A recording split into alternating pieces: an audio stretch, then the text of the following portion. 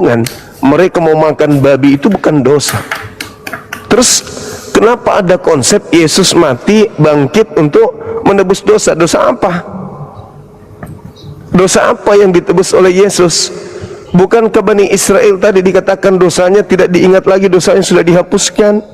Bukankah di dalam 2 Tawarik 7 nomor 14 Tuhan mengatakan kepada mereka, hambaku yang mencari wajahku lalu meninggalkan kesalahan-kesalahan jalan-jalan mereka yang bersalah, aku akan mengampuni dosa mereka dari surga. Lalu apa ini kalau Tuhan mampu mengampuni dosa dari surga? Ya, pengantar ini singkat para sahabat. Mantep TV sudah standby. Di like, di subscribe, di share sebanyak mungkin untuk supaya mencegah sahabat-sahabat kita di luar sana tidak terpengaruh terhadap pemurtadan. Tuhannya Yahudi, Tuhannya para nabi tidak menginginkan persembahan darah manusia. Lalu kenapa dari perjanjian baru, dari agama Kristen persembahannya darah manusia? Dan ini menarik. Kenapa? Karena yang mengetahui seluk-beluk Yesus disalib itu adalah mereka para pelaku. Tidak ada sedikit pun di dalam kitab mereka atau dalam tujuan mereka menyalib adalah untuk nebus dosa, itu nggak ada. Murni penyaliban karena faktor politik. Dan mereka membuat nubuatan pun Yesus mati hanya untuk bangsa Israel, bukan untuk bangsa di luar Israel. Jadi sekali lagi, dosa apa yang ditebus oleh Yesus, sementara Tuhan pencipta langit dan bumi tidak pernah membebankan dosa apapun kepada manusia sebelum manusia itu melanggar aturan yang datang kepada mereka. Silakan.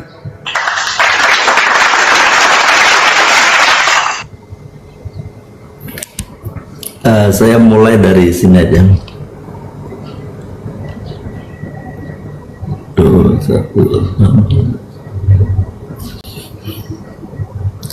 Saya baca ke ini Bang, Mazmur ya, Mazmur 53 ayat 1 sampai 4. Orang bebal berkata dalam hatinya, tidak ada Elohim.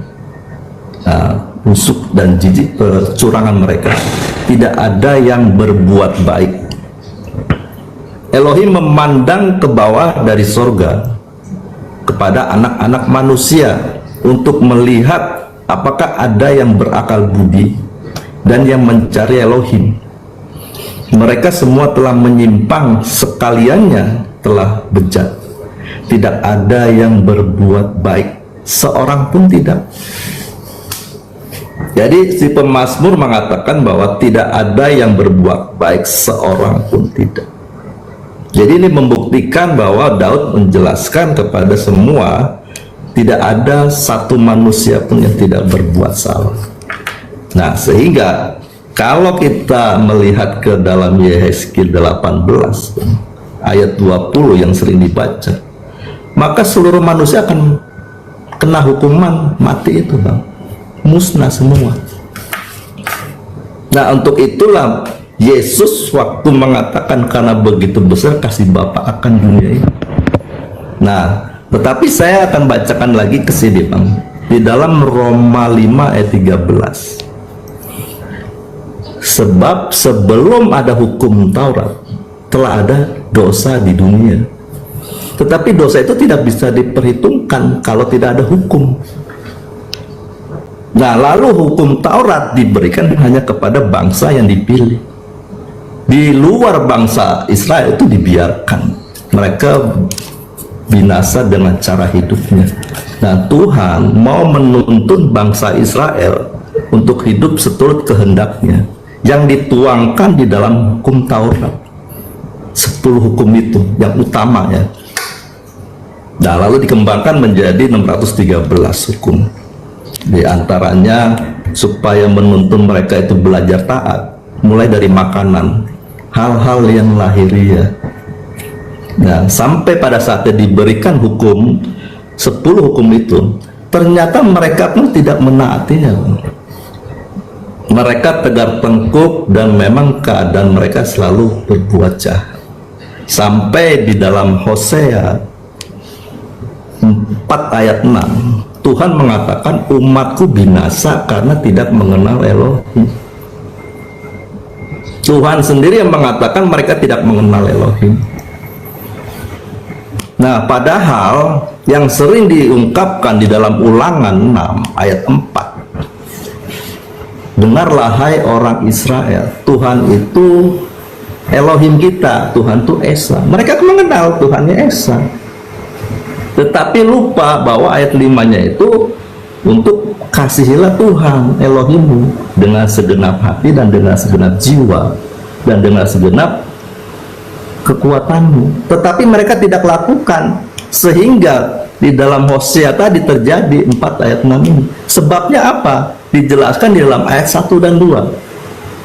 Dengarlah firman Tuhan hai orang Israel, sebab Tuhan mempunyai perkara dengan penduduk negeri ini, sebab tidak ada kesetiaan dan tidak ada kasih dan tidak ada pengenalan akan Elohim di negeri ini. Ayat 2-nya, hanya mengutuk, berbohong, membunuh, mencuri, berzina, melakukan kekerasan dan penumpahan darah, menyusup penumpahan. Ini pelanggaran terhadap seluruh hukum Taurat, yang dimana hukum Taurat utama dari hukum itu adalah mengasihi Tuhan dan mengasihi sesama. Jadi hukum yang diberikan kepada mereka itu adalah juklak, petunjuk pelaksana supaya mereka itu mengasihi sesama. Dengan mengasihi sesama mereka mengenal Tuhannya. Sama seperti Yesus mengatakan di dalam Yohanes 17 ayat 3. Inilah hidup yang kekal itu, yaitu bahwa mereka mengenal Engkau satu-satunya Elohim yang benar, dan mengenal Yesus Kristus yang telah Engkau. Karena perbuatan mereka yang melanggar hukum itu, maka dikatakan tidak mengenal. Nah, sehingga mereka binasa, tidak boleh hidup yang kekal. Nah, sehingga tadi saya sudah bacakan bahwa di dalam Roma 5 ayat 13, sebelum ada hukum, dosa sudah ada. Nah, setelah ada hukum, baru dosa itu bisa diperhitungkan. Tetapi saat itu diperhitungkan hanya kepada bangsa Israel. Nah, perjalanannya, Tuhan mengatakan di dalam Yeremia yang tadi Bang Juma kutip, di dalam Yeremia 31, mengapa Tuhan membuat suatu perjanjian yang baru? Karena di sini dikatakan bahwa perjanjian yang telah kuadakan dan nenek moyang mereka pada waktu aku membentangkan tangan mereka untuk membawa mereka keluar dari tanah Mesir, perjanjian itu telah mereka ingkari. Tegas juga Yesus menjelaskan kepada mereka waktu Yesus datang ke dalam dunia di Yohanes 7 ayat 19. Bukankah Musa yang telah memberikan hukum Taurat kepadamu? Namun tidak seorang pun di antara kamu yang melakukan hukum Taurat itu. Nah, sehingga dia mau membuat hukum itu tertulis di dalam hati dan akal budi mereka. Di dalam ayat 32-nya, 33-nya, tetapi beginilah perjanjian yang kuadakan dengan kaum Israel sesudah waktu itu. Demikianlah firman, aku akan menaruh Tauratku dalam batin mereka dan menuliskannya dalam hati mereka. Bagaimana caranya dia menulis? Sebenarnya ini maksudnya yang dia inginkan kamu taat melakukan hukum. Yesus di dalam Matius 5 ayat 17, dia mengukir, Roh Kudus mengukir hukumnya itu di dalam hati Yesus. Maka dikatakan bahwa aku datang menggenapi hukum. Jadi waktu Yesus menggenapi hukum, disitulah hukum yang Tuhan inginkan tertulis. Nah, sehingga kamu tidak lagi belajar mengenal Tuhan, karena anak yang diutus ini kita dapat mengenal, oh ini dia sosok hukum yang nyata di dalam hidup manusia. Yang diinginkan Tuhan hidup seperti Yesus menaati hukum itu. Galatia 4 ayat 4 dan 5 begini. Tetapi setelah genap waktunya, maka Elohim mengutus anaknya yang lahir dari seorang perempuan dan takluk kepada hukum Taurat. Ia diutus untuk menebus mereka yang takluk kepada hukum Taurat juga, supaya diterima menjadi anak. Yesus memanggil Elohimnya Bapa karena dia taat melakukan kehendaknya. yaitu menaati hukum.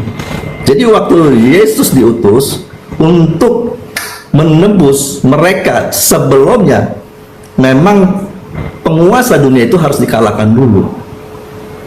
Berbarengan sebelum sampai puncaknya Yesus itu mati dan dibangkitkan, Yesus mengajarkan, dia memberi contoh teladan bagaimana hidup yang benar di hadapan Bapa, supaya layak memanggil Elohim itu Bapa. Di dalam 1 Petrus 1 ayat 23 gini tuh, ayat 17-nya, jika kamu menyebutnya Bapa, yaitu dia yang tanpa memandang muka menghakimi semua orang menurut perbuatannya, maka hendaklah kamu hidup dalam ketakutan selama kamu menumpang di dunia ini. Jadi kalau kita berani memanggil dia Bapa, berarti kita anak. Seorang anak itu harus hormat dan taat kepada bapaknya. Arti bagaimana menghormatinya? Ayat 16, kuduslah kamu sebab aku kudus. Apa maksudnya kudus? Pisahkanlah dirimu dari cara hidup duniawi, dari cara-cara orang dunia. Pisahkan, kuduskan, khususkan hidupmu hanya untuk Tuhan. Jadi Yesus datang menebus manusia itu dengan kematiannya, karena ada suatu perubahan hukum di dalam Yohanes 1 ayat 17. Kalau kita baca begini sebab hukum Taurat diberikan oleh Musa. Jadi Musa itu hanya menerima kitab atau hukum yang ditulis di atas 2 loh batu, tetapi kasih karunia dan kebenaran datang oleh pribadi. Datang oleh pribadi Yesus, yang makanya dikatakan aku datang menggenapi hukum. Dan Paulus menjelaskan dalam Roma 10 ayat 4. Ayat 4. Sebab Kristus adalah kegenapan hukum Taurat, sehingga kebenaran diperoleh tiap-tiap orang yang percaya. Waktu orang percaya kepada Yesus, dia percaya kepada hukum itu, Dan waktu orang percaya kepada Kristus ini, Bapa memberikan rohnya untuk membimbing orang itu menuliskan hukum yang Bapa inginkan. Di dalam Yeremia 32 itu tertulis di dalam hatinya. Waktu Bapa menulis dan orang itu turut ditulis hukumnya dalam hati, dia menjadi anak. Itulah tadi saya bacakan di dalam Galatia 4 ayat 5-nya. Dia diutus untuk menebus mereka yang takluk juga kepada hukum Taurat. Ya begitu dulu jemaat. Alhamdulillah. Saya pikir abang lupa kalau kita lagi diskusi. Kupikir abang merasa lagi sebentar. 20 menit. Yang saya mendengarnya kosong. Iya, Anda berbicara lalu Anda tanggapi sendiri omongan Anda, habis itu Anda bawa dalil, Anda tanggapi sendiri, muter-muter kayak gasing gitu. Yang saya tanya tadi kan, dosa apa yang ditebus oleh Yesus, kan itu. Tapi Anda tidak mengurai, Anda hanya memamerkan kelincahan berkhotbah di depan jemaat, tapi tidak bisa membedakan antara berhadapan dengan non-Kristen. Ketika saya bertanya, dosa apa yang ditebus Yesus pada saat kebangkitannya, Anda tidak memberikan data sedikit pun. Karena di luar Yahudi tidak pernah dihitung berdosa gitu. Di luar Yahudi tidak pernah dihitung berdosa. Orang Yahudi saja yang dihitung berdosa ketika mereka melakukan satu pelanggaran dari aturan Tuhan yang datang kepada mereka. Contoh, ketika ada perintah jangan makan babi. Saya ulang lagi, orang Roma makan babi, apakah orang Roma dihitung berdosa? Mana dalilnya? Tidak ada dalil. Di luar Yahudi ketika makan babi dihitung dosa? Enggak ada dosa.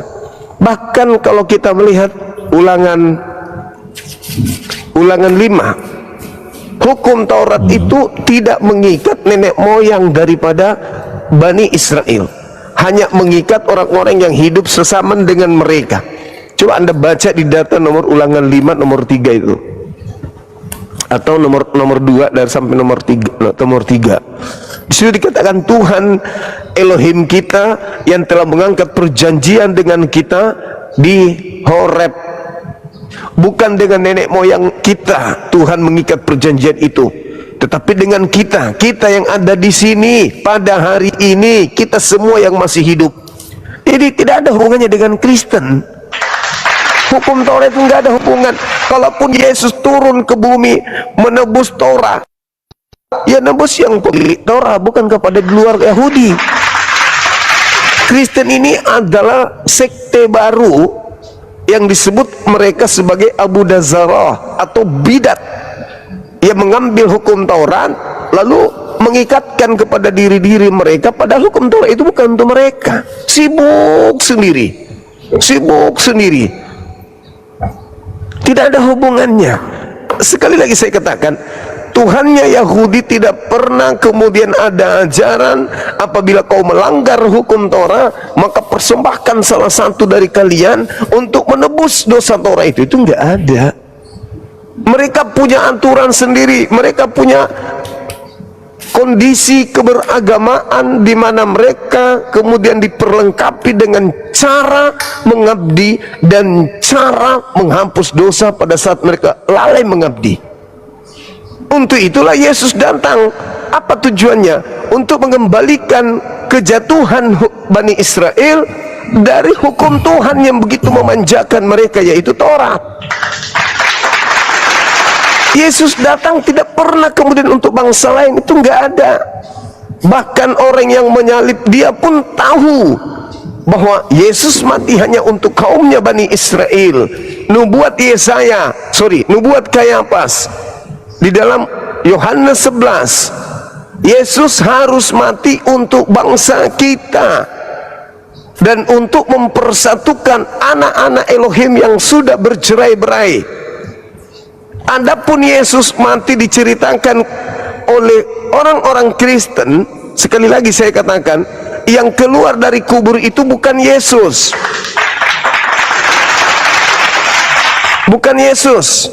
tetapi oknum lain, yang kemudian hanya Kristenlah yang punya cerita tentang kebangkitan dari kematian. Hanya Kristenlah yang punya pola orang mati keluar dari kubur jadi Tuhan, menembus dosa, untuk menyelamatkan, untuk mengalahkan maut. Maut apa yang dikalahkan?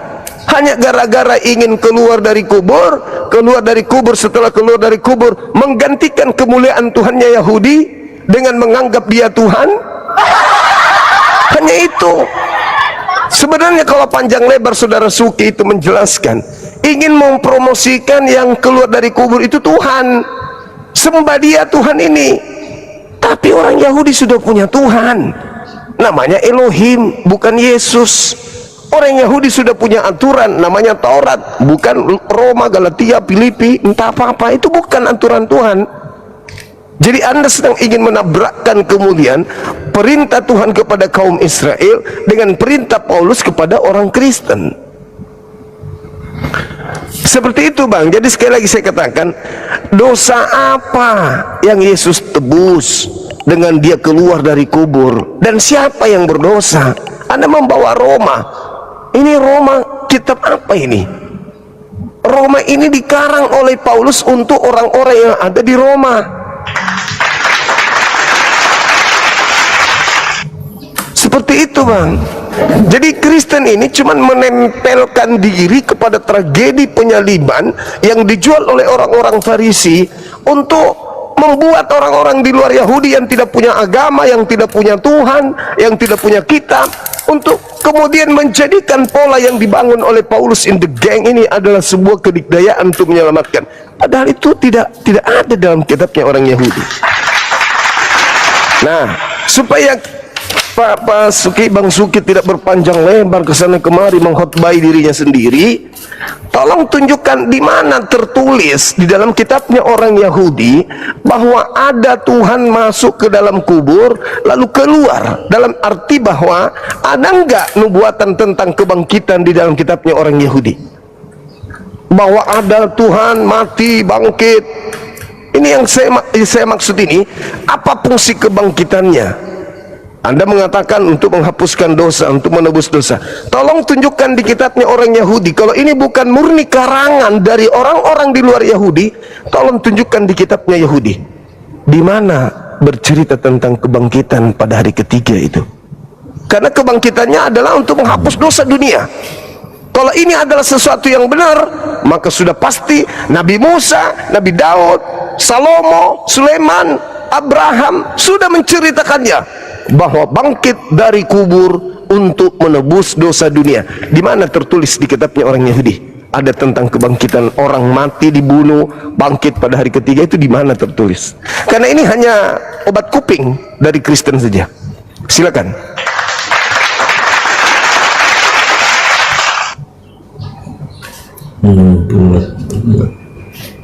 Saya harus cari ayatnya dulu. Nah itu baru mau dicari, Bang. Jadi kalau enggak, saya lupa. Gini maksud saya, Abang kan menanyakan bahwa di mana ditulis di dalam kitab Taurat bahwa Yesus bangkit hari ketiga. Nah, iya. Sedangkan nubuat itu, Bang, jika dinubuatkan oleh seorang imam dan terjadi, itu nubuatan berasal dari Tuhan. Iya, silakan Anda tunjukkan. Seorang imam kepala, Imam Kayafas, sekalipun punya niat jahat atau niat yang berlawanan, tetapi dia saat itu sebagai imam, waktu dia mengatakan bernubuat, itulah terjadi, maka itu berasal dari Tuhan. Lalu kedua, bahwa yang menyatakan bahwa Yesus akan bangkit di hari ketiga itu imam Yesus sendiri, Bang. Jadi Yesus sendiri yang telah mengatakan bahwa pada hari ketiga aku akan bangkit. Jadi kalau kita baca di dalam Matius 20 ayat 18-19, Oke. sekarang kita pergi ke Yerusalem dan anak manusia akan diserahkan kepada imam kepala dan ahli Taurat, dan mereka akan menjatuhi dia hukuman mati, dan mereka akan menyerahkan dia kepada bangsa-bangsa yang tidak mengenal Allah, supaya dilok-olok, disesat, disalibkan, dan pada hari yang ketiga ia akan dibangkitkan. Jadi yang menyatakan hari ketiga dia dibangkitkan adalah Yesus sendiri, yang adalah seorang imam. Jadi terjadilah kebangkitan itu. Nah, itulah nubuatannya yang diberikan Bapa melalui anaknya ini. Itu terjadi. Dan selain itu penderitaannya ya ada di dalam, atau kelahirannya, penderitaannya di dalam Yesaya 53 itu. Yaitu yang saya bisa jelaskan. Baik. Jadi begini, Bung. Kalau saudara bercerita tentang Matius 10 ya, terkait dengan menubuat katanya. Di situ dikatakan sekarang kita pergi ke Yerusalem. Iya, Matius 20. Iya, Matius 20. Sekarang kita akan pergi ke Yerusalem, anak manusia kemudian akan diserahkan, dijatuhi hukuman mati, dan mereka akan menyerahkan dia ke bangsa-bangsa yang tidak mengenal Tuhan, supaya ia diolok-olok, disesat dan disalibkan, dan pada hari ketiga ia akan dibangkitkan. Di sini masih ambigu, Bang. Kenapa saya katakan masih ambigu? Karena di situ dia tidak mengatakan aku, dia mengatakan anak manusia. Anak manusia itu siapapun bisa duduk di sana. Dia menyerahkan, dia menyesah, dia menyiksa dan seterusnya. Padahal ketika Yesus mengatakan seperti itu, bisa jadi dirinya yang disalib, bisa jadi orang lain yang disalib, tergantung kepada Elohim. Atas kehendakmu bukan atas kehendakku. Sementara kalau kita membaca Yohanes 13, di situ jelas sekali. Di Yohanes 13 Anda baca di data 31, Yesusnya bercerita tentang Yudas. Ketika Yudas kemudian pergi setelah ditentukan dia yang akan menyerahkan dia kepada orang jahat atau kepada musuh, diterangkan di data 31-nya, sesudah Yudas pergi, berkatalah Yesus. Kan Yudas sudah mengetahui itu, bahwa dia akan berkhianat kepada Yesus. Bahkan diterangkan kemudian, sesudah Yudas menerima roti itu, ia kerasukan iblis. Maka Yesus kemudian berkata kepadanya, apa yang hendak kau perbuat, perbuatlah dengan segera, wahai Yudas. Wahai iblis, apa yang hendak engkau perbuat, perbuatlah sekarang, perbuatlah segera. Yudas pergi dari mereka setelah perjamuan terakhir, perjamuan kudus. Setelah Yudas pergi, apa kata Yesus? Sekarang anak manusia dipermuliakan. Anak manusia juga nih dipermuliakan, bukan dikutuk, bukan diludahin, bukan ditampar, bukan diseret, bukan ditonjok, bukan ditelanjangin. Dipermuliakan. Sekarang anak manusia dipermuliakan dan Allah dipermuliakan di dalam dia. Ada enggak orang yang kemudian meludahin Yesus dengan mengatakan haleluya, haleluya, tampar? Tidak ada, tidak ada. Semata-mata yang ada adalah penghinaan, penistaan dan seterusnya. Berarti ketika Yudas kerasukan setan dan diminta untuk melakukan segala sesuatu dengan segera, bukan Yesus yang disalib, bukan Yesus yang ditampar dan seterusnya. Kenapa? Yesus mengatakan detik itu juga, mulai sekarang anak manusia dipermuliakan dan Allah dipermuliakan di dalam dia. Kita baca data selanjutnya. Jikalau Allah dipermuliakan di dalam diri Yesus, Allah akan mempermuliakan Yesus di dalam dirinya dan akan mempermuliakan dia dengan segera. Dipermuliakan, bukan dihinakan, bukan dikutuk, bukan ditombak, bukan digantung, bukan dibunuh. Hai anak-anakku, hanya seketika saja lagi aku bersama-sama dengan kamu. Itu sudah mau pergi, sudah mau dipermuliakan, sudah mau diangkat. Kamu akan mencari aku, kamu akan mencari aku. Dan seperti yang telah aku katakan kepada orang-orang Yahudi, ke tempat aku pergi tidak mungkin kamu datang. Demikian pula aku mengatakannya sekarang juga kepada kalian. Ke tempat aku pergi tidak mungkin kalian datang. Kalau aku pergi di tempat penyaliban, ya kamu datang. Kalau aku pergi ke kuburan, dikubur di sana, kamu datang. Tetapi kalau aku pergi ke surga, kamu tidak akan datang. Itu yang betul. Berarti Yesusnya dipermuliakan dengan cara apa? Diangkat ke langit, bukan diangkat ke tiang salib. Yang diangkat ke tiang salib adalah iblis, bukan Yesus. Karena Yesus mulai sekarang dipermuliakan. Itu fakta, itu real, itu perkataan itu sendiri. Aku memberikan perintah kepada kamu, yaitu supaya kamu saling mengasihi, sama seperti aku telah mengasihi kalian, demikian juga kalian harus saling mengasihi. Lalu dikatakan lagi oleh Yesus, dengan demikian semua orang akan tahu bahwa kamu adalah murid-muridku, yaitu jikalau kamu saling mengasihi. Apakah Yesus setelah berkata seperti itu lalu kemudian disalib, diludahin, ditampar? Oh tidak. Yesus tidak tersentuh sedikit pun hal-hal yang diinginkan oleh iblis dan orang Kristen. Maka saya katakan kepada saudara, ketika Anda membaca Matius 20, maka anak manusia yang dimaksud di sana diserahkan itu bukan Yesus tapi Yudas. Coba Anda telah.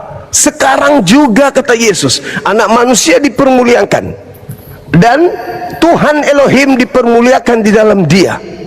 Tuhan Elohim dipermuliakan di dalam dia. Jikalau Allah dipermuliakan di dalam dia, maka Allah akan mempermuliakan dia juga di dalam dirinya dan akan mempermuliakan Yesus dengan segera. Kok malah dibunuh? Katanya dipermuliakan. Dan kamu tidak akan melihat aku lagi. Kamu tidak akan melihat aku lagi. Kemana aku pergi kamu tidak akan datang. Kemana itu aku pergi? Kalau aku pergi ke kuburan, nah kamu datang menziarahi kubur. Tapi kalau aku pergi ke langit, kamu tidak akan pergi. Maka itu lebih tepat kemudian. Jadi saudara, saya masih minta di mana dalilnya di dalam kitabnya orang Yahudi tentang kebangkitan dari kubur ini. Karena ketika Anda membawa Matius 20 itu masih ngambang, karena Yudas juga anak manusia. Anak manusia. Dan Anda pernah membaca di dalam Yohanes 7, apa kata Yesus? Tidak ada seorang pun yang bisa mengambil nyawaku. Tidak ada yang bisa. Sedangkan kalau kita membaca Markus 9, mereka akan membunuh dia dan setelah mereka membunuh dia akan dikubur, dan pada hari ketiga dia akan bangkit. Dia, bukan aku, dia. Dan aku tidak akan pernah bisa dibunuh. Sementara Yesus mengatakan di Markus 9, dia akan membunuh mereka, mereka akan membunuh dia. Loh, berarti bisa dong Yesus dibunuh? Katanya nggak ada. Berarti jelas sekali, Bung, ketika Anda tak mampu menunjukkan kemudian di kitabnya Yahudi adanya kebangkitan dari kematian, maka ini gugur. Yang keluar dan yang disalib bukan Yesus, yang keluar dari kubur bukan Yesus, dan yang Anda sembah juga bukan Yesus. Seperti itu. Silakan. Ya, jadi pendapat Bang Zuma bahwa yang dibangkitkan atau yang disalib itu Yudas, ya. Iya. Tapi saya akan menjelaskan sebenarnya itu anak manusia menunjuk kepada Yesus sendiri. Tadi dimulai dari Yohanes 17 ayat 1, ya. Bapak, telah tiba saatnya, permuliakanlah anakmu supaya anakmu mempermuliakan engkau. Lompat ke ayat 4. Aku telah mempermuliakan engkau di bumi dengan jalan menyelesaikan pekerjaan yang engkau berikan kepadaku untuk melakukan. Pekerjaan yang mana? Dia ada di dalam Matius, ya, 20 ayat 28. Sama seperti anak manusia datang bukan untuk dilayani, melainkan untuk melayani dan untuk memberikan nyawanya menjadi tebusan bagi banyak orang. Jadi kata anak manusia itu menunjuk kepada dirinya, ya. Lalu dilanjut kepada Yohanes 10 ayat 17. 18. Tidak seorang pun Bapa mengasihi, ayat 17, Bapa mengasihi aku oleh karena aku memberikan nyawaku untuk menerimanya kembali. Nah, untuk menerimanya kembali itu artinya dia dibangkitkan. Nah, lalu yang tragisnya di sini Matius 26 ayat 28. Sebab inilah darahku. Kalau bicara darah berarti dia dikorbankan, tercecerlah, tercurahlah darah itu. Darahnya sebagai meterai perjanjian yang baru. Kenapa? Yesus sejak lahir sebagai anak kudus, anak Elohim, dia hidup hanya melakukan kehendak Bapa sampai matinya. Nah, karena dia tidak berbuat dosa, Bang Suma, sesuai topik itu bahwa dia dibangkitkan oleh Bapaknya. Jadi jelas bahwa anak manusia yang ada di dalam Bible itu menunjuk kepada Yesus, dan dijelaskan lebih pastinya lagi di sini yang dikehendaki Bapa di dalam Yesaya 53 ayat 10. Tuhan berkehendak meremukkan dia dengan kesakitan apabila ia menyerahkan dirinya sebagai korban penebus salah. Itulah yang terjadi di dalam Matius 26 ayat 39. Ya Bapakku, jikalau sekiranya mungkin, biarlah cawan ini lalu daripadaku, tetapi janganlah seperti yang kukehendaki, melainkan seperti yang kau kehendaki. Terjadi itu keinginan Tuhan untuk meremukkan Yesus. Jadi jelas Bang Zuma bahwa anak manusia itu menunjuk kepada pribadi Yesus, dan bahwa di dalam Matius berapa nih? Lukas 24 ayat 26 dikatakan begini, Bang. Bukankah Mesias harus menderita semuanya itu untuk masuk ke dalam kemuliaan? Jadi no crown without cross, Bang. Jadi tidak ada kemuliaan tanpa penderitaan. Jadi waktu Yesus dimuliakan karena dia telah menyerahkan nyawanya. Waktu dibangkitkan dia menerima nyawanya kembali.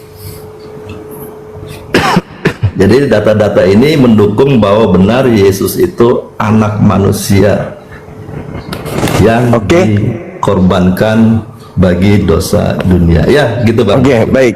Ya. Jadi gini, Bung. Ketika Anda membaca Matius 20 bahwa dia akan memberikan nyawanya, lalu dia akan mengambil lagi kembali demi untuk menyelamatkan orang banyak, menjadi tebusan bagi orang banyak. Anda harus paham ini. Latar belakang kemudian orang-orang Yahudi ingin membunuh Yesus itu apa? Kalau Yesus tidak dibunuh, maka bangsa mereka akan dirampas oleh Roma. Sehingga Yesus itu berdoa, Tuhan, sekiranya mungkin biarlah cawan ini berlalu daripadaku, tapi bukan atas kehendakku, tapi atas kehendak-Mu. Apa yang terjadi? Malaikat turun memberi kekuatan kepadanya. Supaya apa? Persiapan untuk menyerahkan nyawanya terangkat ke langit. Yang Anda pahami menyerahkan nyawanya dengan cara dihinakan. Yang benar adalah menyerahkan nyawanya dengan cara kemuliaan. Diangkat ke langit, meninggalkan dunia demi untuk menyelamatkan orang banyak. Karena kalau dia tetap di bumi, apa yang terjadi? Bangsa Romawi akan membinasakan bangsa Israel. Imam kepala Mahkamah Agama mengatakan, jika kita biarkan Yesus, maka bangsa kita akan dirampas, akan dikuasai oleh bangsa Romawi. Maka Yesus demi untuk itu, dia rela berdoa kepada Bapaknya, Tuhan, jika sekiranya mungkin, aku serahkan kepadamu. Mana yang harus terjadi, mana yang tidak terjadi. Diangkat ke langit. Untuk kenapa? Untuk membebaskan orang banyak dengan memberikan nyawanya kepada Elohim. Bukan memberikan nyawanya kepada mereka, tapi memberikan nyawanya kepada Elohim. Jadi orang Kristen yang sudah terdoktrin tentang kebangkitan bla bla bla akan menilai dengan poin seperti itu. Tetapi orang yang tidak menginginkan kematian terhadap Yesus, ketika Yesus mengatakan seperti anak manusia yang sudah tertulis tentang dia, bahwasanya dia datang bukan untuk dilayani, tetapi untuk melayani dan untuk memberikan nyawanya demi menjadi tebusan orang yang banyak. Dia rela terangkat ke langit meskipun misinya belum selesai. Rela dia dipending perjalanan misinya, diangkat ke langit. Nanti dia akan datang melanjutkan di akhir zaman. Diambilnya kembali nyawanya untuk turun kembali ke bumi, untuk melanjutkan misi pengajarannya, bahwa ini loh ajaranku yang tadinya harusnya aku lanjutkan, tapi zaman itu orang membuat makar tipu daya untuk membunuhku, maka Bapa mengambil aku demi untuk menyelamatkan banyak orang. Terus yang Anda maksud mati untuk menyelamatkan banyak orang. Itu yang pertama. Yang kedua, Anda tidak memberikan kemudian nubuatan tentang kebangkitan. Ini sudah sesi yang ketiga. Nah, sekarang ketika Anda mengatakan Kayapas ini nubuatannya dari Tuhan, saya minta Anda mencatat. Ketika Anda mengatakan Kayapas ini nubuatannya dari Tuhan, berarti Yesus mati untuk bangsa Israel saja. Karena tidak ada Yesus dinubuatkan mati untuk dunia oleh Kayapas.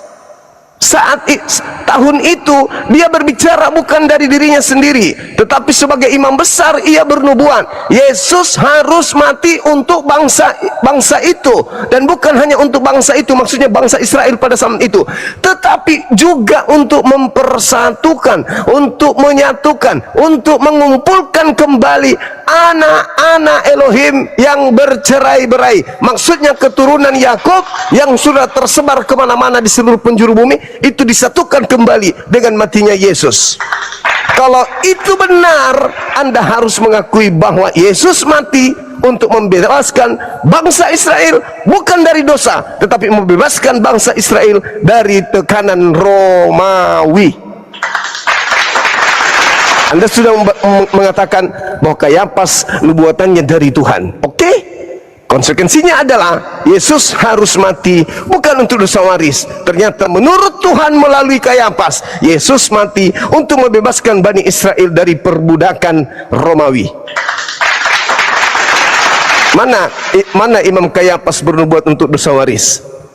Mana Imam Kayafas Yesus harus mati untuk nebus dosa? Mana nubuatan Kayafas bahwa Yesus harus mati supaya bangkit pada hari ketiga untuk tebus dosa dunia? Nggak ada. Nggak ada. Jadi dari kitabnya orang Yahudi tidak ada penebusan dosa dengan matinya manusia. Kemudian dari Imam Kayafas yang nubuatannya dari Tuhan pun tak ada demikian. Justru Kayafas bernubuat Yesus harus mati demi untuk bangsa Israel saja. Bangsa Israel maksudnya keturunan Yakub saja. Dan kematiannya dinubuatkan untuk membebaskan dia dari unsur politik, bukan untuk unsur dosa. Dan Kayafas tidak pernah bernubuat pada hari ketiga Yesus akan bangkit. Ayo, masih ada waktu, silakan saudara tunjukkan nubuatan daripada kitabnya orang Yahudi tentang kebangkitan pada hari ketiga. Sekali Anda membawa Imam Kayafas terseret ke situ, maka tolong tunjukkan di mana nubuatan Kayafas untuk seluruh dunia, di mana nubuatan Kayafas tentang kebangkitan. Dan kalau ternyata Imam Kayafas ini bernubuat dari Tuhan, berarti Tuhan yang Anda maksud di sini bersekongkol dengan iblis untuk membunuh Yesus. Kenapa? Karena setelah Kayafas bernubuat seperti itu,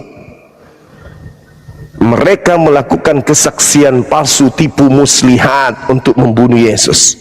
Berarti nubuatannya bekerja sama dengan setan untuk mematikan Yesus. Lagi-lagi Kristen blunder. Ternyata penyaliban itu berasal dari setan. Keselamatannya berasal dari setan. Penebusan dosanya dari setan. Maka apakah tidak salah kalau Bang Suma mengatakan hari Minggu kalian memuji kepada setan yang telah memberikan keselamatan kepada kalian? Bukankah hari Minggu kalian kompak untuk memuji? Siapa yang kalian puji di sana dengan kematian orang suci ini? Tuhan? Mustahil. Satu-satunya hanyalah iblis yang menginginkan kematian terhadap orang yang benar. Silakan, Bung.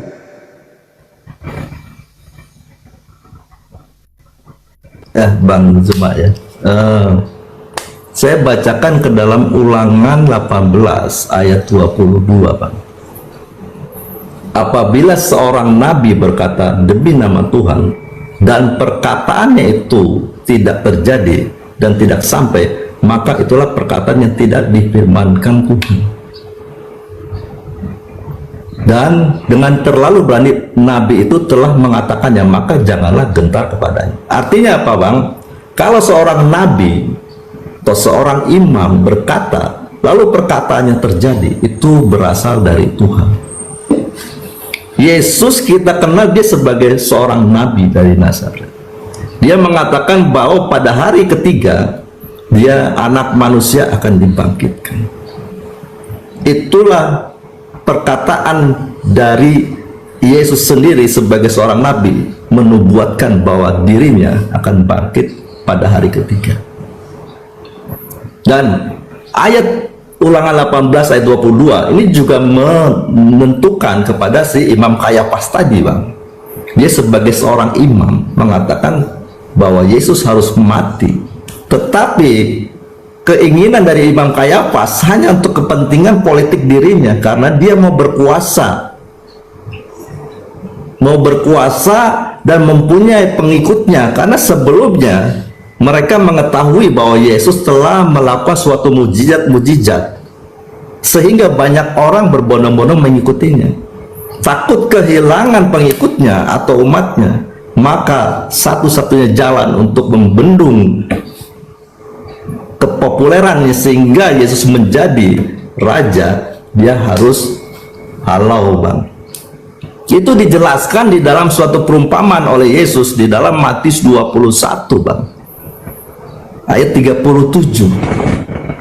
Di sana ayat judulnya dimulai dari 33, bicara tentang perumpamaan tentang pohon penggarap kebun anggur. Dijelaskan di dalam ayat 45 bahwa penggarap itu adalah imam-imam kepala dan orang Farisi. Nah, ayat 37, sebelum Tuan tanah atau Bapa di surga itu mengutus anaknya, dia utus telah hamba-hambanya dan telah dimusnahkan oleh mereka. Dan ayat 37 penentunya, akhirnya Tuan tanah itu menyuruhnya kepada mereka, katanya, anakku akan mereka segani. Tetapi ketika penggarap-penggarap atau imam-imam itu melihat anaknya itu, mereka berkata seorang kepada yang lain, ia adalah ahli waris, mari kita bunuh dia supaya warisannya menjadi milik kita. Yesus lebih jujur mengatakan ini berita dari sorga, karena apa yang dikatakan Yesus itu berasal dari Bapa. Dan Bapa menerangkan kepada kita melalui perumpamaan ini bahwa niat daripada Imam Kayafas dan sekutunya adalah tidak menginginkan umatnya, dombanya itu diserahkan kepada Yesus untuk digembalakan. Karena di sana mereka bisa merasakan suatu kehormatan, bisa mengambil suatu keuntungan dari umat yang dipimpinnya. Nah, mereka tidak mau, tetapi dengan alasan lebih baik satu orang mati. Tetapi nubuatan yang dinyatakan itu adalah tujuan Tuhan mengutus anaknya, Bang, digenapi melalui mulut Imam Kayafas, di mana di dalam jiwanya, dirinya adalah mereka-mereka yang telah melanggar hukum Taurat. Bagaimana saya bisa mempercayai imam kepala ahli Taurat dan orang Farisi yang dikatakan Yahudi diberikan hukum tapi mereka tidak melakukannya, sehingga dalam pikirannya semuanya adalah kedustaan atau pelencengan daripada kebenaran yang sesungguhnya. Nah, sehingga saya dapat melihat bahwa apa yang dilakukan Imam Kayafas itu adalah nubuatan yang Tuhan berikan melalui mulutnya. Karena dengan jalan Tuhan mengutus anaknya ke dalam dunia, pasti tidak diterimanya. Dijelaskan di dalam Yesaya 53 ayat 5-nya. 53 ayat 5. Tetapi dia tertikam oleh karena pemberontakan kita. Dia diremukkan oleh karena kejahatan kita. Dan mereka itu memberontak, menjahat kepada Tuhan. Sudah diberikan jalan supaya memperoleh hidup yang benar, supaya Tuhan itu menjadi Tuhannya, Elohimnya, mereka menjadi umatnya, bahkan mau dijadikan sebagai kerajaan imam untuk melayani Tuhan yang pencipta langit dan bumi. Mereka tidak mau. Itu faktanya di dalam Kejadian 3 ayat 15, Pak. Aku akan membuat permusuhan antara keturunan ular dan keturunan perempuan ini. Dan keturunan ular itu adalah mereka-mereka itu yang menolak kedatangan daripada Mesias ini yang akan menyelamatkan.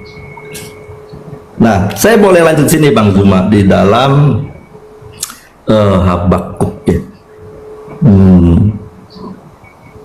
Di dalam Habakuk 1 ya, nah ini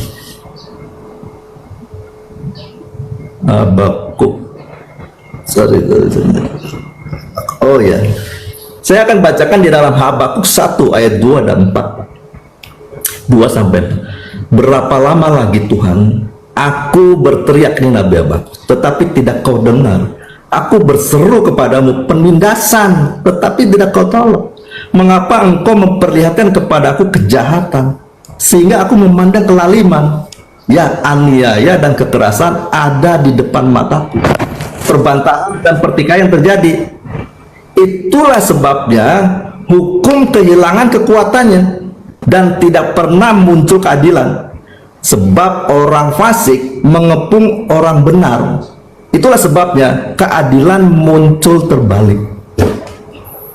Karena pemberontakan dan kejahatan manusia yang telah jatuh dalam dosa, di mana penguasanya ada iblis, keadilan tidak pernah muncul. Itu yang dialami oleh Yesus. Itulah kesempatan Bapa mengutus anaknya, menunjukkan bahwa manusia itu memang manusia berdosa. Nah, oleh kasih Bapa itu dia utus anaknya untuk menggantikan Barabas. Yesus Barabas, ayo turun, kamu telah berbuat jahat, dibebaskan dari hukuman, dari kutukan salib, turun, digantikan oleh Yesus. Yesus Barabas itulah simbol daripada manusia berdosa. Oke. Begitu, Bang. Ya. Oke, siap. Lagi-lagi saya tidak menemukan arah dialog kita ini sesuai dengan tema dan berlandaskan kepada dalil, kecuali hanya asumsi dan sambung menyambung dalil satu dengan dalil yang satunya lagi, meskipun itu tidak bisa menolong sedikit pun. Saudara mencoba untuk mengambil opsi lain dengan mengambil data berapa tadi, ulangan 18 nomor 22. Seorang nabi bernubuat harus terjadi, kalau tidak maka dia harus mati. Kayapas bernubuat dan Anda mengatakan nubuatannya benar. Anda menguatkan argumentasi saya berarti. Kalau nubuatannya benar, berarti Yesus mati murni hanya untuk bangsa Israel, agar bangsa Israel tidak dirampas oleh penjajah Romawi. Titik. Kalau Anda berbicara tentang nubuatan Yesus, dan itu juga betul, maka ini adalah bumerang yang sangat-sangat luar biasa. Yesus bernubuat, Matius 12 nomor 3850. Angkatan jahat minta tanda, dan tidak akan diberikan satu tanda apapun selain tanda anak manusia keluar dari kubur pada hari ketiga. Sebagai nabi ini harus tergenapi, kalau tidak Yesus nabi palsu. Nah, karena dia adalah nabi asli, maka orang jahat harus menjadikan simbol kebangkitan ini sebagai sebuah kedikdayaan dalam agama mereka. Yunus 3 hari 3 malam dalam perut ikan, hari ketiga keluar. Anak manusia 3 hari 3 malam dalam perut bumi, hari ketiga keluar. Keluarnya anak manusia dari perut bumi adalah simbol, adalah tanda untuk orang-orang jahat. Ini harus tergenapi. Nah, lalu Yesus melanjutkan nubuatannya. Apa nubuatan Yesus berikutnya tentang orang jahat ini? Waspadalah agar kamu jangan disesatkan, sebab akan datang banyak penyesat. Nubuatan. Dan datang kepada kalian, nubuatan. Memakai namaku penyesat ini. Penyesat ini memakai namaku dan berkata, akulah Kristus. Mereka akan menyesatkan orang banyak. Kristus harus menyesatkan orang banyak, dan orang-orang banyak yang disesatkan oleh Kristus ini harus digelari dengan gelar pengikut Kristus. Kami hari ini mengenalnya dengan sebutan Kristen. Maaf, itu fakta, itu real. Anda membawa ulangan 18 nomor 22. Kalau sampai nubuatan Yesus ternyata tidak ada pengikut Kristus yang jahat, pengikut Kristus yang palsu, pengikut Kristus yang menyesatkan banyak orang, maka Yesus akan jatuh kepada keadaan dia adalah nabi palsu. Karena itu harus digenapi, karena dia adalah nabi yang benar. Harus banyak orang menjadi pengikut Kristus palsu. Siapakah hari ini yang bergelar pengikut Kristus? Palsunya belakangan. Yang jelas hari ini kita tahu siapa pengikut Kristus hari ini? Kristen. Bagaimana dengan palsunya? Kita tengok kehidupan mereka. Menyembah Yesus, ibadah minggu, makan babi, tidak bersunat. Apakah itu ajaran Kristus asli? Nehi-nehi merica ketum berjahe. Apa yang diperhatikan orang Kristen hari ini? Menyembah anak orang, menyembah makhluk kuburan. Itu semua adalah tanda buah dari pengajaran Kristus palsu. Dari buahnya kau bisa mengenal mereka. Yang mereka lakukan apa? Memanggil aku Tuhan, tetapi hidup mereka tidak melakukan kehendak Elohim. Kehendak Elohim, ibadah Sabat. Mereka menggantikannya dengan ibadah minggu, penyembahan kepada dewa. Hari Kiriaki, hari penyembahan dewa. Sandai, dewa matahari. Kemudian mereka makan babi. Hal yang aku berulang ucapkan, jangan kau makan babi. Mereka akan makan babi. Bersunat adalah perjanjian kekal. Mereka akan mencela sunat. Jangan kau mengotori kekudusan bait suciku, Baitullah. Mereka akan merusak kesucian rumah Tuhan dengan masuk tanpa bersunat. Dengan kulub mereka akan masuk. Semua akan dilakukan oleh pengikut Kristus palsu. Jadi pengikut Kristus adalah Kristen. Kepalsuan Kristus adalah ketika pengikutnya melakukan apa yang tidak dikehendaki oleh Tuhannya Yahudi. Itu fakta, itu real. Maka saudara keteteran mencari mana datanya nubuatan tentang kebangkitan hari ketiga dari kitab orang Yahudi. Tidak ada. Saya pun sempat terkecoh tahun 2019 sampai tahun 2020. Titik jenuh saya mengkaji Bible, mencari tentang nubuatan kebangkitan pada hari ketiga, sebagaimana dusta Lukas yang Lukas torehkan di atas Lukas 24 nomor 34, 35, 36. Ada tertulis tentang aku di dalam kitab Taurat. Mesias akan bangkit pada hari ketiga di antara orang mati. Bohong, bullshit.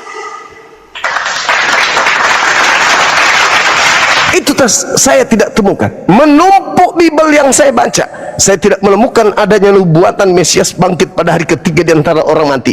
Itu enggak ada. Kebohongan demi kebohongan dibangun oleh kitab Anda sendiri, tetapi Anda tidak sadari itu.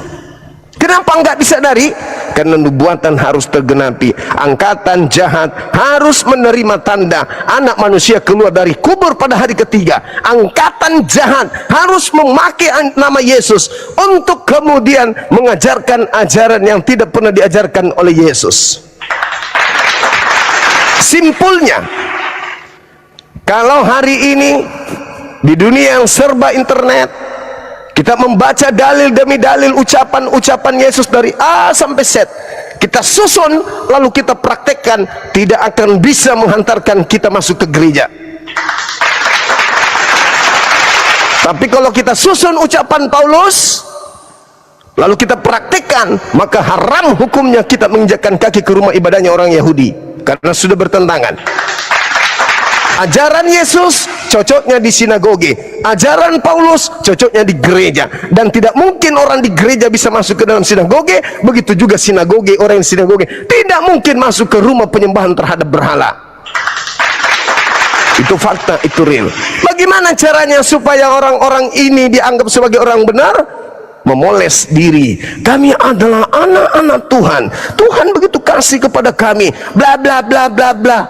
Yang disebut kasih menjalani hukum Taurat, bukan menghakimi hukum Taurat, bukan menghapus hukum Taurat dengan pola buatan sendiri. Jadi saya kira begitu saudaraku. Ketika Anda mengatakan Kejadian 3 nomor 15, ingat, Tuhan mengadakan permusuhan terhadap Adam dan keturunan Adam, terhadap iblis dan keturunan iblis. Coba tunjukkan kepada saya, di mana Elohim mengutuk Abraham? Di mana Elohim menetaskan dosa kepada keturunannya? Di mana Elohim mengutuk Adam dan keturunannya? Tak ada. Di mana Elohim mewariskan dosa? Tak ada. Tapi Kristen hari ini melalui bisikan Kristus yang datang kepada mereka, Kristusnya mereka berani memfitnah Adam alaihissalam. Siapa yang memfitnah Adam berarti dia membenci Adam. Siapa yang membenci Adam berarti dia memusuhi Adam. Siapakah yang menjadi musuh Adam menurut Kejadian 3 nomor 15? Iblis. Berarti yang berbicara di dalam diri Anda itu bukan Anda, bukan juga Roh Kudus, tetapi yang berbicara di dalam diri Anda dengan mengatakan Adam mewariskan dosa, sehingga harus Yesus turun mendamaikan dosa itu, adalah iblis yang sedang berkarya. Wa iyaduuna illa syaitanan marida wa ikhwanuhum yamuddunahum fil ghayyi tsumma la yuksirun. Nah, saya kira begitu, Bung. Kembali lagi, kalau memang tak ada data dalil dari kitabnya Yahudi bahwasanya ada nubuatan bangkit pada hari ketiga, saya rasa tidak perlu kita perpanjang lebar lagi. Kita berikan kesempatan kepada teman-teman kita yang lain. Silakan.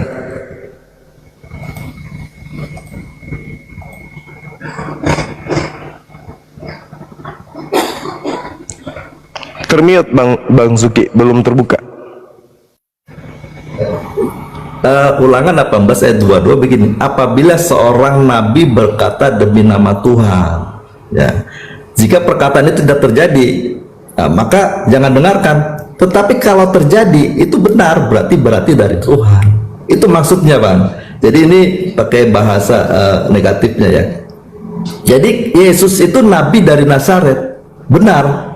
Nah, waktu dia mengatakan bahwa 3 hari kemudian anak manusia akan dibangkitkan, itu artinya dialah nabi, dialah imam itu yang menyatakan nubuatan dari Tuhan.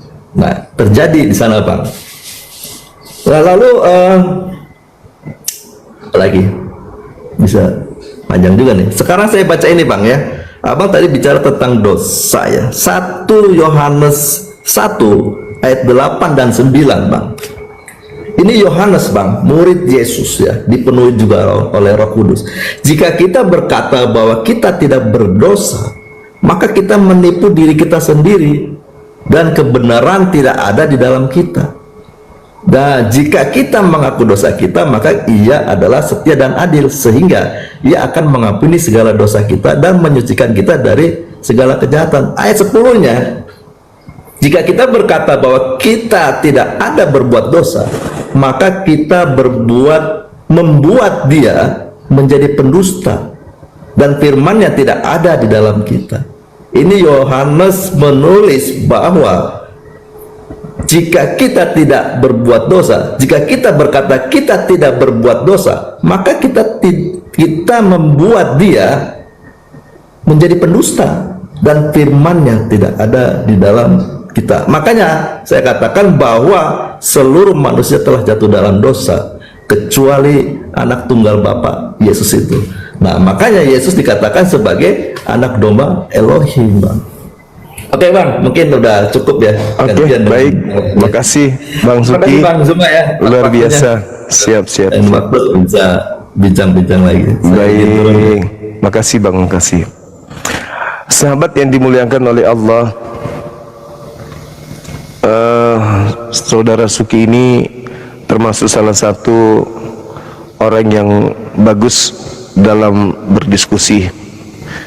Bagusnya karena setiap kali beliau memaparkan materi, beliau membawa data, di mana data itu digunakan berserak datanya. Kenapa berserak datanya? Karena data itu hanya dipakai sebagai bumbu-bumbu saja, tetapi tidak sanggup dipertanggungjawabkan. Contoh yang terakhir dia katakan Ulangan 18:22. Berseraknya justru menguatkan argumentasi saya. Apa itu? Harus terjadi bahwa anak manusia kudu wajib keluar pada hari ketiga dari kubur. Tetapi itu tanda untuk siapa?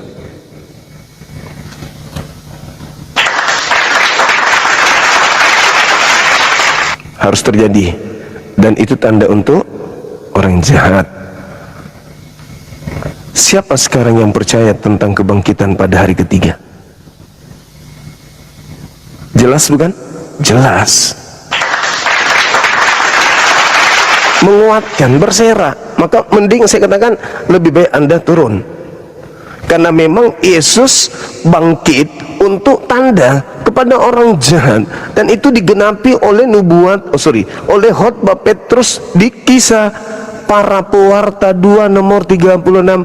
Jadi seluruh orang Israel harus tahu dengan pasti bahwa Tuhan Elohim telah membuat Yesus yang kau salibkan itu menjadi Tuhan. Untuk siapa? Untuk siapa? Orang sudah punya Tuhan namanya Hashem.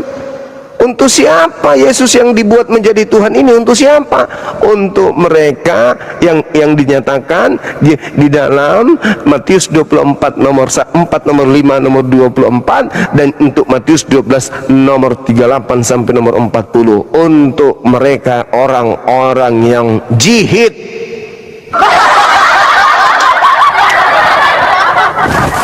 Silakan. Inilah yang dikatakan oleh Al-Qur'anul Karim. Wa ikhwanuhum yamuddunahum fil ghayyi thumma la yukfirun. Ujung-ujungnya wa iyad'una illa syaitanan marida. Makanya kita datang diutus oleh baginda Rasulullah Muhammad sallallahu alaihi wasallam untuk menjelaskan banyak dari isi kitab mereka yang menjadi perselisihan hampir kurang lebih 2000 tahun. Inna hadzal Qur'an yaqussu ala bani Israil aktsara alladzi hum fihi yakhtalifun.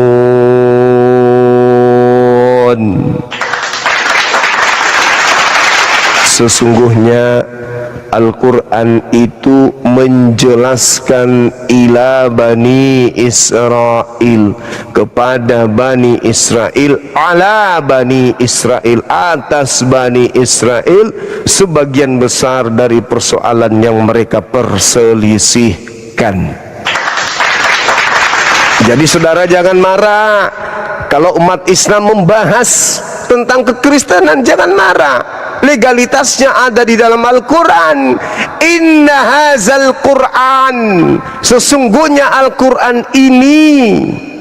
Jadi Al-Quran datang untuk membahas tentang Bani Israel dan orang-orang zalim di antara mereka. Silakan lembutkan hati saudara-saudara. Sekali lagi kepada saudara non-muslim, mari diskusi menggunakan ilmu. Jangan menggunakan kebencian, tapi benar-benar murni karena ingin mendalami Bible atau kekristenan itu sendiri. Oke semua, semangat malam. Di Indonesia tidak mampu debat dengan saya.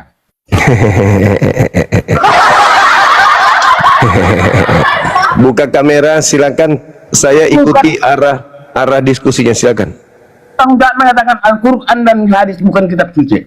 Silakan Anda buka kamera. Bisa saya buktikan. Silakan Anda buka kamera. Tema saya matikan, tema saya hentikan. Silakan Anda bahas Al-Quran, saya ikuti arah Anda. Buka kamera, silakan. Bertanya kejam. Anda yang bertanya tentang Quran, saya yang menjawab. Buka kamera. Buka kamera, Anda bertanya tentang Al-Quran, saya menjawab tentang Quran. Buka kamera, saya menjawab, Anda bertanya. 1000 pertanyaan sampai jam 9 pagi pun bisa saya layani. Silakan.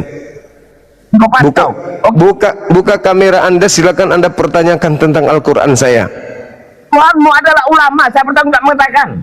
Buka kamera Anda, saya kasih kesempatan Anda bertanya 10 pertanyaan tentang Al-Quran. Dengan syarat buka kamera, silakan. Saya dengan Christian Prince tidak pernah orang Arab meminta buka kamera karena mereka tahu berbahaya, teroris. Oh ya sudah, Anda dibawa kalau begitu bang. Oke, saya buktikan ya, Tuhan ulama. Oke, sebentar. Yang teroris lahir karena adanya kekejaman dari penjajah. Kalau Anda mengatakan kami agama teroris, lalu agama Anda disebut apa?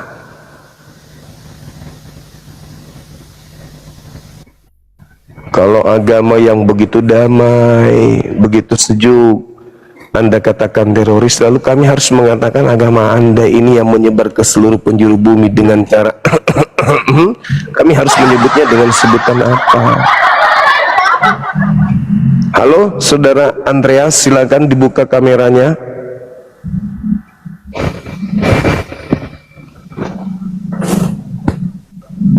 Silakan, Bang.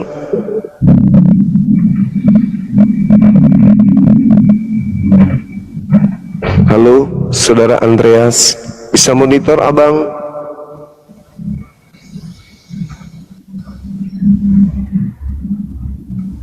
Halo.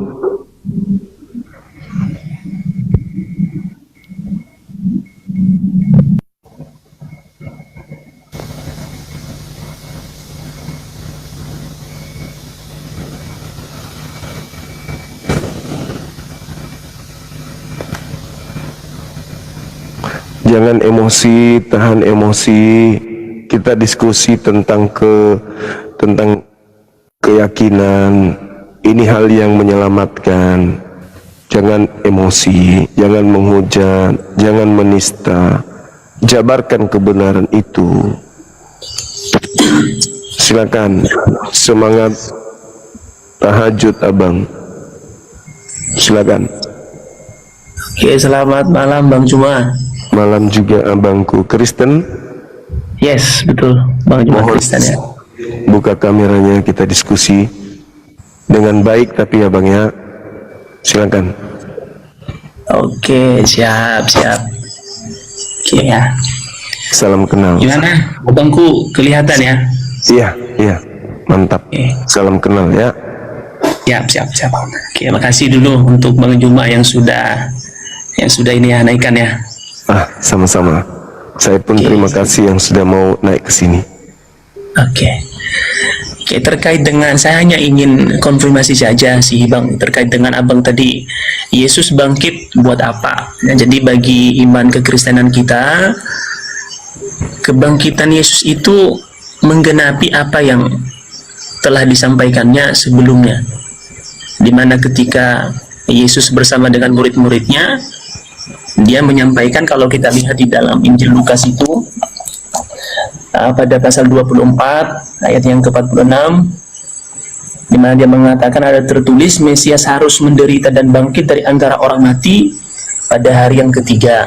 Nah begitu abangku. Jadi kalau bagi kita mempercayai bahwa Yesus bangkit adalah untuk menggenapi apa yang telah dia sampaikan sebelumnya. Nah begitu. Bisa saya tanggapi? Oke, bisa. Baik. Jadi kalau kita melihat nih ya, Lukas 24 nomor 36, ada tertulis kalau Yesus mengatakan ada tertulis, berarti itu sudah tertulis atau belum tertulis, Bang? Dipastikan sudah tertulis begitu. Alhamdulillahirabbil alamin. Pada saat Yesus berbicara seperti itu, apakah kitab kanonik sudah tertulis? Apakah surat Paulus sudah tertulis? Oke, siap. Kalau itu belum, kalau kita lihat kanonik itu belum zamannya. Tertulis. Baik. Berarti tertulisnya yang dimaksud di sini adalah di kitabnya orang Yahudi, betul? Ya. Mohon tunjukkan di mana tertulis di kitabnya Yahudi Mesias mati dan bangkit pada hari ketiga di antara orang mati. Silakan. Kalau kita lihat di dalam kalau kita lihat di dalam Matius pasal yang ke-12 ayat yang ke-39 di sana, di mana Yesus mengatakan ketika ahli Taurat pada saat itu atau orang-orang Farisi meminta tanda kepadanya, gitu ya. Lalu Yesus menjawab, angkatan yang jahat ini, yang Minta tidak satu setia tanda. ini, ya meminta suatu tanda, tetapi kepada mereka tidak akan diberikan tanda selain tanda Nabi Yunus. Sebab seperti Yunus tinggal di dalam perut ikan 3 hari dan 3 malam, demikian juga anak manusia akan tinggal di dalam rahim bumi 3 hari 3 malam. Begitu. Oke, baik. Yang pertama, tadi yang tertulis bukan di Matius. Ada tertulisnya bukan di Matius. Anak adik ini sendiri yang mengatakan belum ada tertulis. Berarti kalau sudah ada tertulis, harusnya tertulisnya di Perjanjian Lama, bukan di Perjanjian Baru. Matius ditulis tahun 60-an, 62. Yesus mengucapkan kata itu tahun 30. Ada tertulis, berarti sudah tertulis, bukan nanti tertulis di tahun 60-an. Anda menabrak argumentasi Anda yang pertama. Yang kedua, ada yang ganteng. Ketika Anda mencoba mengambil Matius daripada Matius 12 ini, harusnya Anda malu. Kenapa Anda malu? Karena yang Anda baca ini adalah tanda untuk orang jahat. Anda yang membacanya. Angkatan jahat ini, angkatan jahat dan angkatan tidak setia ini menuntut satu tanda, dan tidak akan diberikan satu tanda apapun selain tanda Yunus. Sebab Yunus 3 hari 3 malam dalam perut ikan, demikian juga anak manusia akan berada dalam perut bumi selama 3 hari 3 malam.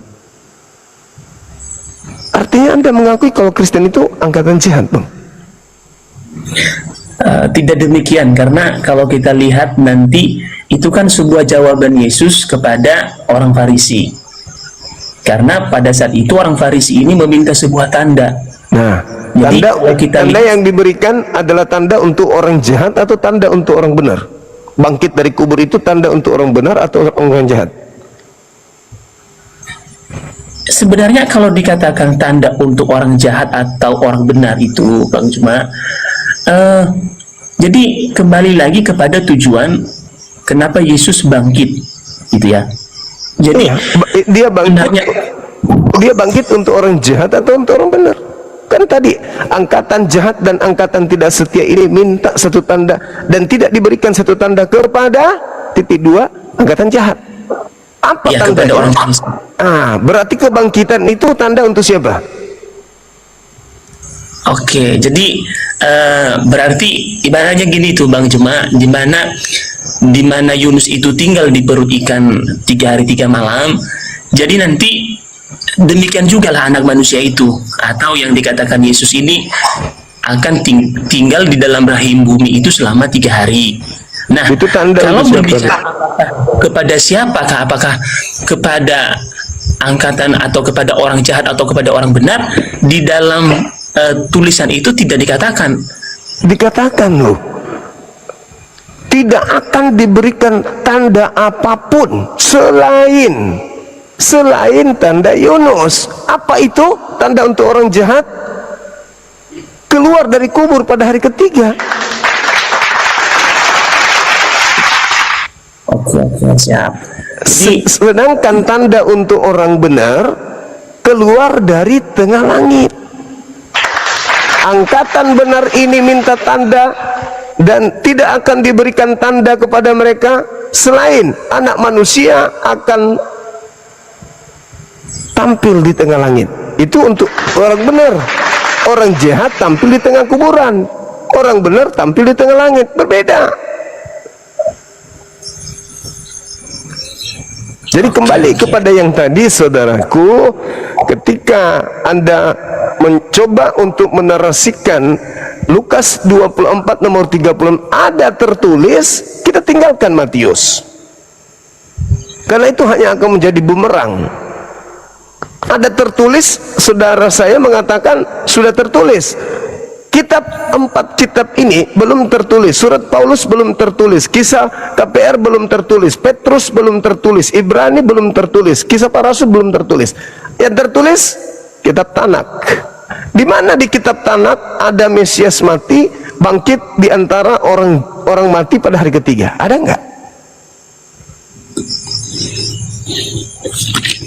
Oke, Bang, bisa tanggapinya Bang ya. Jadi terkait tadi dengan yang kembali tadi kepada Abang tadi bilang bahwa kebangkitannya untuk orang jahat atau untuk orang benar. Lalu tadi Abang jawab bahwa itu untuk orang jahat. Oke, jadi kita memang memiliki sebuah persepsi yang berbeda di sana. Karena kalau kita membaca ayat itu pun juga tetap terarah apa tujuannya Yesus mengatakan hal demikian. Nah, kalau seperti yang tadi kepada angkatan yang jahat, ya artinya yang meminta tanda itu adalah orang Farisi pada saat itu, dan itu kepada mereka lah Yesus mengatakan bahwa angkatan jahat. Nah, begitu ya. Nah, itu kita agak berbeda dalam mengartikan ayat itu, Bang Juma. Nah, kemudian kalau tadi Abang bilang di mana di dalam kitab Perjanjian Lama tertulis bahwa Mesias. Oke. Lebih spesifik memang kalau kita lihat tidak ada tertulis yang, katanya, Bang. Oke. Yesus yang mengatakan ada tertulis Mesias akan mati dan bangkit pada hari ketiga di antara orang mati. Ada tertulis. Kalau tidak ada berarti Yesus bohong.